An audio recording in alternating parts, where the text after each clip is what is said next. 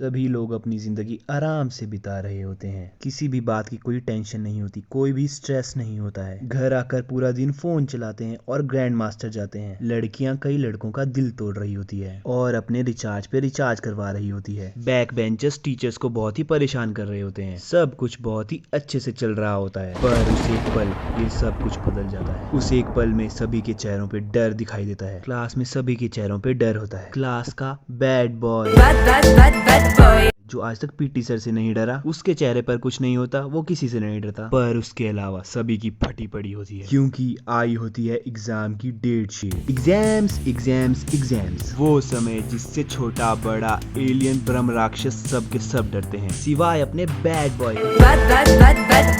ये बंदा तात्या बिच्छू से नहीं डरता, तो एग्जाम से क्या डरेगा। कई टॉपर्स होते हैं जो कि एग्जाम की तैयारी सेमेस्टर शुरू होते ही कर देते हैं। अभी सेमेस्टर शुरू हुए 1 महीना नहीं हुआ होता और ये पूरा का पूरा सिलेबस कंप्लीट करके बैठ जाते हैं। सोचो, साल शुरू होते ही ये पूरा सिलेबस कंप्लीट कर लेते हैं, तो जब एग्जाम्स को 1-2 महीने रहे होते हैं तो ये 20-30 बार रिवीजन करके बैठ जाते हैं। और अगर फिर कोई पूछता है कि भाई एग्जाम्स की तैयारी कैसे चल रही है, कितना पढ़ लिया एग्जाम्स का, तो ये लोग बोलते हैं कहाँ भाई कुछ नहीं पढ़ा, इस बार तो पक्का फेल हो जाऊंगा। उस समय ये झूठ भी इतनी मासूमियत से बोलते हैं ना कि वो भी सच लगने लगता है। इनकी शक्ल देख के लगता ही नहीं कि ये कभी झूठ भी बोल सकते हैं। एग्जाम्स में नंबर आते हैं 2 जगह से, पहला तो पेपर लिखो और नंबर पालो, और दूसरी तरफ से नंबर आते हैं असेसमेंट से, जो कि टीचर्स हमें देते हैं हमारे पूरे साल के क्लास में बिहेवियर के अकॉर्डिंग। ये जो टॉपर्स है ना, यहाँ पर भी पूरे नंबर ले जाते हैं। पूरे साल इन्होंने टीचर से चुगलियां जो की होती है, ये पूरे के पूरे टीचर्स के चमचे होते हैं। जब एग्जाम्स शुरू होने वाले होते हैं और हमें डेट शीट मिलती है, तो फिर पता नहीं क्यों ऐसा क्यों होता है कि जो सबसे आसान पेपर होता है उसके लिए 1 हफ्ते की छुट्टी मिलती है। जिस पेपर को हम बिना पढ़े पास कर सकते हैं उसके लिए 1-1 हफ्ते की छुट्टियां मिलती है, और जो पेपर मुश्किल होता है उसके लिए 1 या 2 दिन की छुट्टी मिलती है। और कई बार तो उन एग्जाम्स के लिए छुट्टियां भी नहीं होती, कंटिन्यू एग्जाम्स होते हैं। जैसे पहला एग्जाम कंप्यूटर का होता है, तो उस पेपर से पहले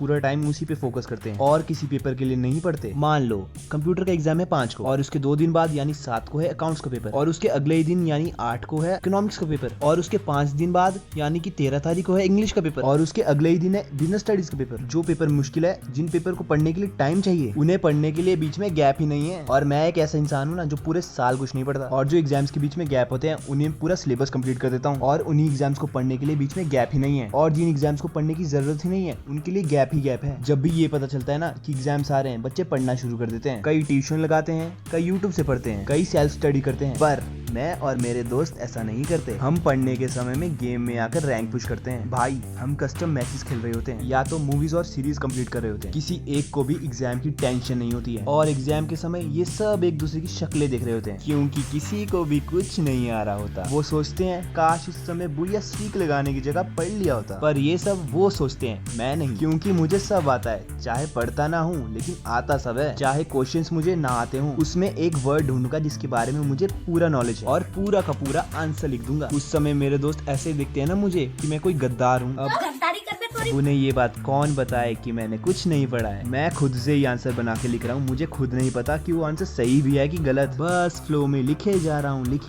अब जब भी एग्जाम्स आते हैं उनकी कोई टेंशन ही नहीं होती है, कोई भी डर महसूस ही नहीं होता है। जब हम छोटे होते थे ना, तो एग्जाम्स के नाम से इतना डर लगता था, ऊपर से घर वाले भी इतना डरा देते थे ना कि अगर मैं फेल हो गया तो मुझे नौकरी नहीं मिलेगी, मेरे पास पैसे नहीं होंगे, उससे कोई भी शादी नहीं करेगा, मैं गरीब ही मर जाऊंगा। मम्मी पापा, ऐसा कुछ नहीं होता, मुझे पता है, पर फिर भी मैं डर जाता था और पढ़ने लग जाता था। पर अब तो घर वाले या टीचर जितना भी पढ़ने को बोले कोई फर्क ही नहीं पड़ता है। कुछ सालों पहले कम से कम एग्जाम की 1 रात पहले तो डर लगता था कि अगर नहीं पढ़ा तो कल क्या होगा, पर अब तो एग्जाम देने बैठा हूँ फिर भी कोई डर नहीं लगता। मुझे तो लगता है मैं इवॉल्व हो चुका हूँ, अब इन छोटी मोटी चीजों से मुझे डर नहीं लगता है मैं एक पोकेमॉन।